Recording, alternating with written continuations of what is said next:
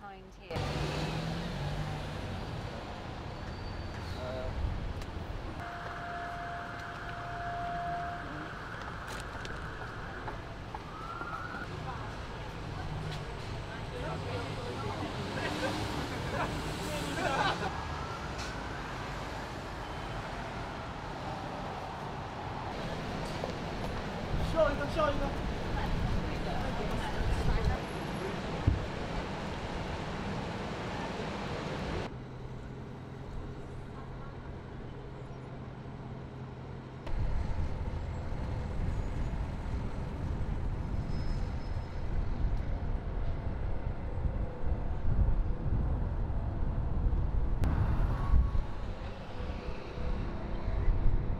So there'll be a confidence vote today.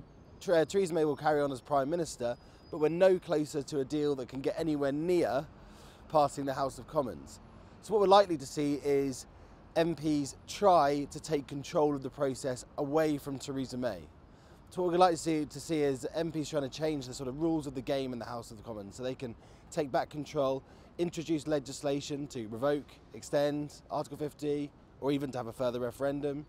So we're going to see a change of dynamics in the House of Commons probably at the start of next week, and that could mean that things fundamentally shift towards a sort of soft Brexit or no Brexit at all.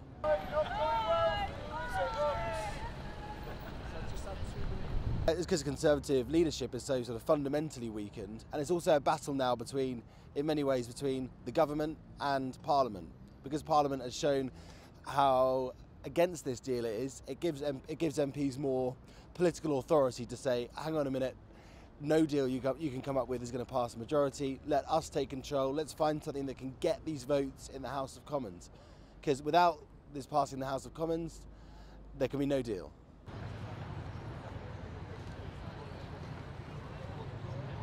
I think a second referendum is now more on the cards, but I don't think it's inevitable because we still have other options that are going to have to be knocked off the table. We'll see an election, I think, knocked off today with the no confidence vote that's been proposed by Labour. And as time goes on, more and more MPs may realise it's the only way out, but I still don't think we're there yet.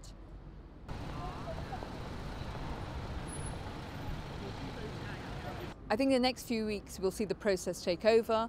It probably will be another month before we have any decision on what happens with Mrs May's deal. Is it really completely dead? And at that stage we have so little sitting time. The only thing that can happen then is an extension or revocation, because whatever option is backed, Norway, no deal, WTO, whatever it is, they all need legislation and we don't have the time. So I think what we will see is that 29th of March will not mean leaving the EU. We leave it, the less extension we'll get. So they'll say, because I've been talking to Europe, I've been invited to present to the Senate on Thursday in Paris, and they're baffled because they say that they have been very collected in their opinion, but somehow we can split them, we will decide on the 11th hour, they will change their minds, and they're saying, we've got other things to worry about. We've got elections coming up, we've got the budget review, you know, you are dropping down the agenda. You are not the most important thing for us. So I think there's a mismatch, sort of lost in translation between the EU and what's happening here in our Parliament.